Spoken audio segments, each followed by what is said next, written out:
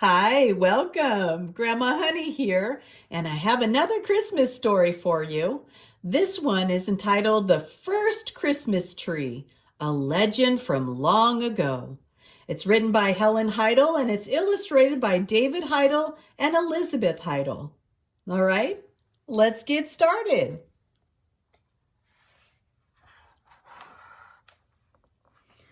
Long ago, it has been told that a tiny green shoot broke through the blanket of pine needles in a shady woodland.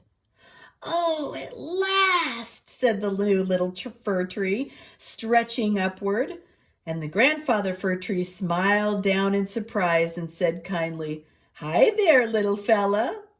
And other towering forest trees ignored the littlest fir as he bent this way and that, straining to catch some more sunshine. Many seasons passed, and the shaggy little tree waited patiently, hoping to grow strong and majestic like the trees he admired. And then one day an eagle swooped through the highest treetops and cried in a shrill voice, "The promised one is coming soon! Prepare to celebrate his birth!" And the announcement echoed among the woodlands, stirring up great excitement among the animals and birds. The trees rustled their branches with anticipation, and a tall pine tree announced, "I'll bring him the gift of my large pine cones." "I'll give him my finest apples," said an old apple tree. "Oh, my branches will make beautiful wreaths," said the fir.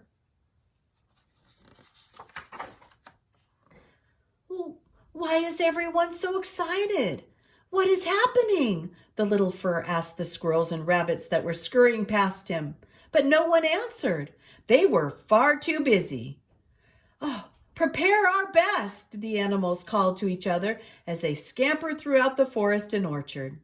"Search for the biggest walnuts, acorns, and seeds, and bring wild berries and grain to our storage place, and gather only the finest for our king's son." In the midst of the hurry-scurry, a furry-tailed bundle fell through the air, landing with a thud near the little tree. "Help!" whimpered the baby squirrel, but the other animals hurried past, busy with their preparations. "Oh, I'll help you," called the kind-hearted little tree. "Here, try to climb onto my branch, but be quick. Danger is near." The little tree lowered a branch to the baby squirrel who hobbled onto it. "Shh," whispered the little fir tree as a fox bounded down the path in search of food. "Here, hide in my branches. You can stay as long as you like." And he hummed a lullaby, swayed in the breeze, and rocked the baby squirrel to sleep. When the baby squirrel woke up later, the littlest fir tree asked, "Will you tell me who is coming?" "Oh, yes. My daddy told me that the king's son is going to be born. He's coming from heaven as a human baby." "Well, why is he coming?" asked the littlest fir. "Oh, to fix everything that is wrong on earth. He will bring us love and new life. My family will give him our finest nuts." And that night, the little tree was unable to sleep. His heart leaped for joy as he thought, "The son of the king is coming. Is he the one who scattered the stars and painted the sunset? Oh, what gift can I give him?" The next morning, the little tree asked the cardinal, "What are you giving the king's son?" "Oh, when the dear child is born," said the bird, "I will pluck the finest feather from my wing as a gift for him."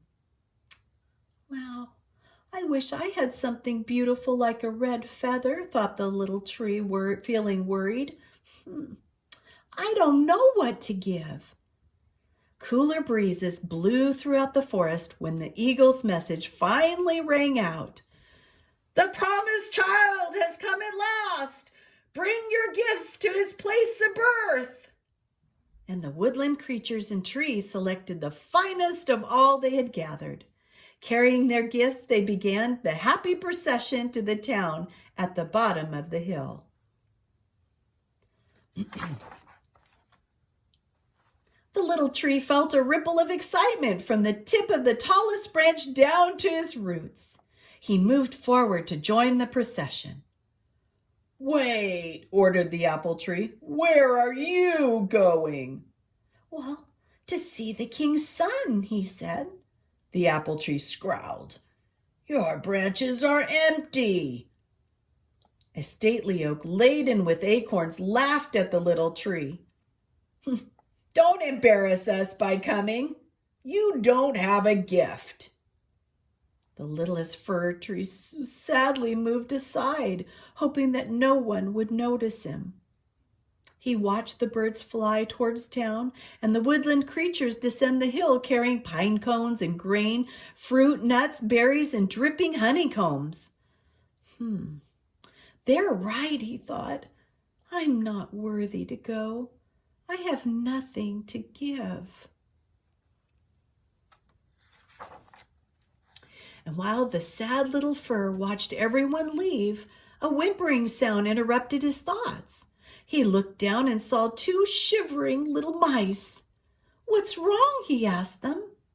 "Well, we were taking gifts to the newborn," they said, "but now we've lost our mother." And he gently wrapped his branch around them. "Snuggle next to my trunk, little ones. I'll help you find her." And partway down the hill, the littlest tree saw a bluebird fluttering above the path. "Watch out for my egg," she cried. "My nest slipped off the branch of the giant pine. Oh, please don't trample my egg." "Don't worry. I'll keep you and your egg safe," said the little tree, gently edging a branch under the nest. Oh, relieved, the bluebird settled onto her nest while the littlest fir slowly descended the hill, carefully balancing his branches. He couldn't help worrying about what the other trees might say when they saw him.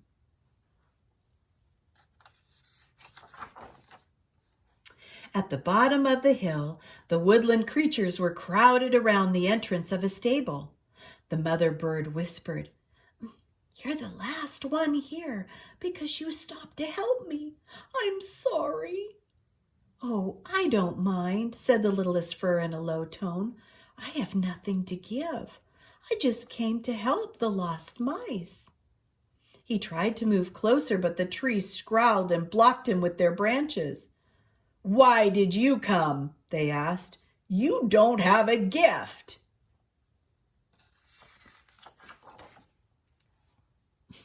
"It's no use," thought the little tree. "I'll never get close enough to see the newborn child. But I'm so glad he's here." And the littlest fir closed his eyes and reverently bowed his branches. Overhead, the God of the king was watching. And an angel called out, "Stars of heaven, come down and light up the branches of the littlest fir tree." And a swirl of glittering stars cascaded downward, filling the branches of the little tree. The bright glow spread, and from a star on top to the sparkles on every branch. "Oh, look!" cried the two young mice. The littlest fir opened his eyes. "What is shining?" he wondered. Looking around, he discovered the stars on all of his branches. "It's me!" he cried. "I'm the one who's shining." And everyone turned to see where the bright star was coming from. They stared at the glittering tree and then slowly moved back, opening a path to the stable.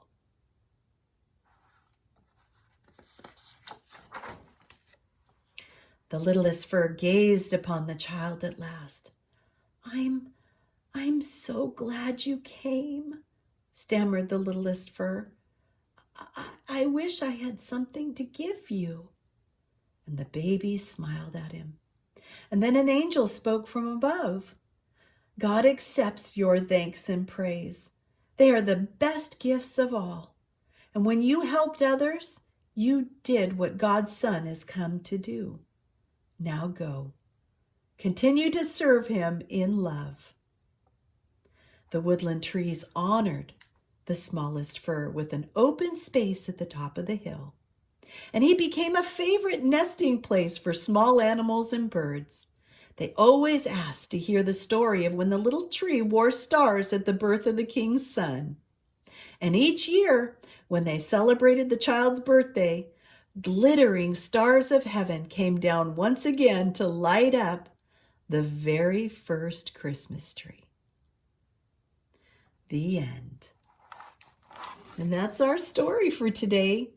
The first Christmas tree, a legend from long ago. Bye-bye for now, and Merry Christmas. Be blessed.